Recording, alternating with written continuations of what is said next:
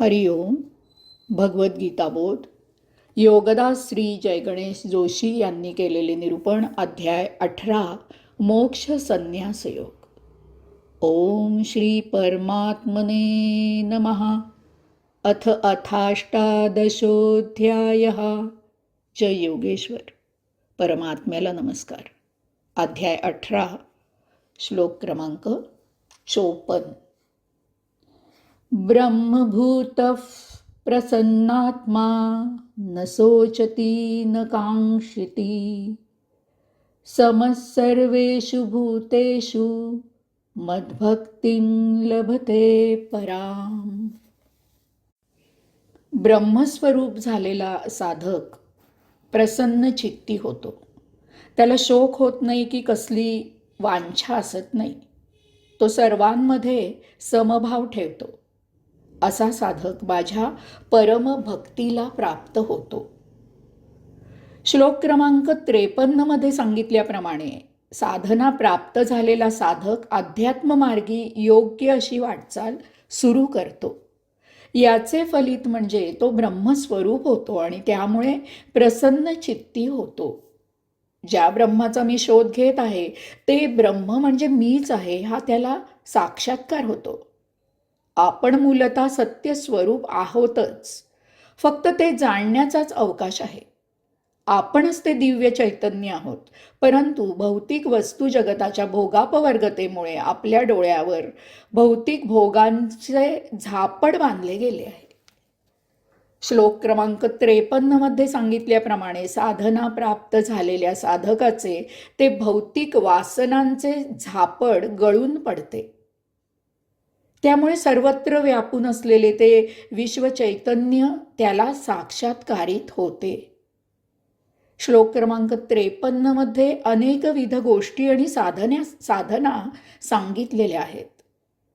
एखाद्याचा गैरसमज होईल म्हणून येथे मुद्दामून सांगत आहे की तेथे सांगितलेल्या सर्व गोष्टी मुद्दाम साध्य करण्याची आवश्यकता असत नाही.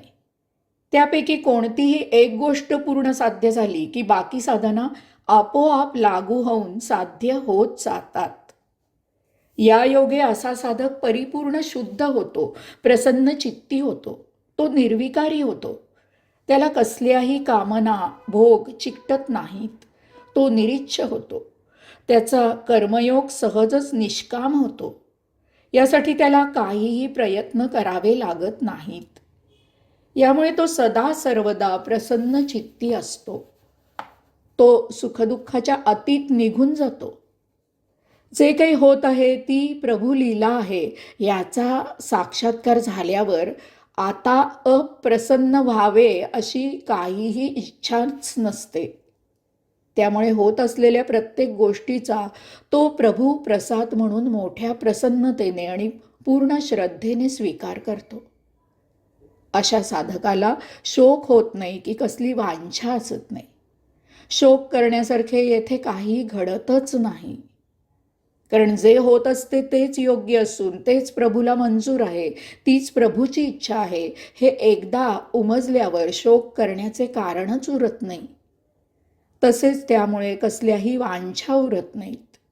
जे मिळत आहे तेच प्रभूच्या इच्छेने जास्त मिळत आहे हे उमजल्यावर आणखी वासना आणि कामना निर्माण होतच नाहीत.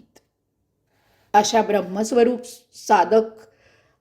ब्रह्मस्वरूप साधक सर्वांमध्ये समभाव ठेवतो. येथे आपपर असा दुजाभाव उरत नाही. कारण जळीस्थळी काष्टी पाषाणी चराचर सृष्टीत व्यापलेले चैतन्य एकदा साक्षात्कारित झाल्यावर सर्वत्र प्रत्येक ठिकाणी प्रत्येकात त्याच एका चैतन्याचे दर्शन होत असते. तो प्रत्येक ठिकाणी स्वतःला पाहत असतो. त्यामुळे जड सूक्ष्म सजीव निर्जीव अशा प्रत्येक ठिकाणी एकच एक समभाव निर्माण होतो. असा साधक माझ्या परम भक्तीला प्राप्त होतो. ही परमभक्ती आता साधकाच्या अंगी मुरते. तोच त्याचा स्वभाव होतो, तेच त्याचे जीवन होते. ही सर्वश्रेष्ठ भक्ती असते. साधकाची ही परमात्म्यात विलीन होण्याची तयारी असते. याला जोडून पुढचा श्लोक क्रमांक 55. भक्त्या मामपि जानाति यावान्यश चास्मि तत्त्वतः ततो मान तत्त्वतो ज्ञात्वा विशते तदनंतरम. पराभक्तीने मी कसा कोण जसा आहे त्या तत्वाला जो जाणतो, अशा प्रकारे मला तत्वाने जाणल्यावर साधक माझ्यात तात्काळ विलीन होतो. अशा प्रकारे मला तत्वाने जाणल्यावर साधक माझ्यात तात्काळ विलीन होतो. भगवंत श्री सांगत आहेत की मला तत्वाने जाणल्यावर तीच ज्ञानयोगाची अंतिम अवस्था आहे.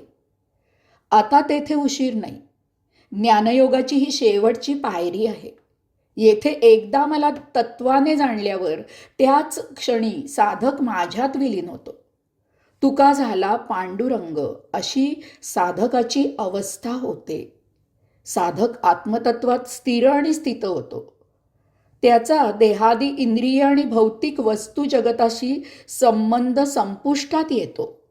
आत्मतत्वाशी अभिन्न झाल्यामुळे तो स्वतःच आत्मा होतो. तो गुणातीत होऊन निर्गुणी अवस्थेत जातो. याचा अर्थ साधक देहत्याग करून मृत होतो असा घेऊ नये. याचा असा अर्थ आहे की आता साधक आत्मतत्व म्हणून या भूतलावर देहजीवित असेपर्यंत राहतो. सर्वसामान्य जन त्याची देव माणूस म्हणून गणना करू लागतात. आपल्याला अशी देव माणसे आढळतात. ती या भूतलावर असूनही पूर्णपणे निराळी वागत असतात. हरिओम.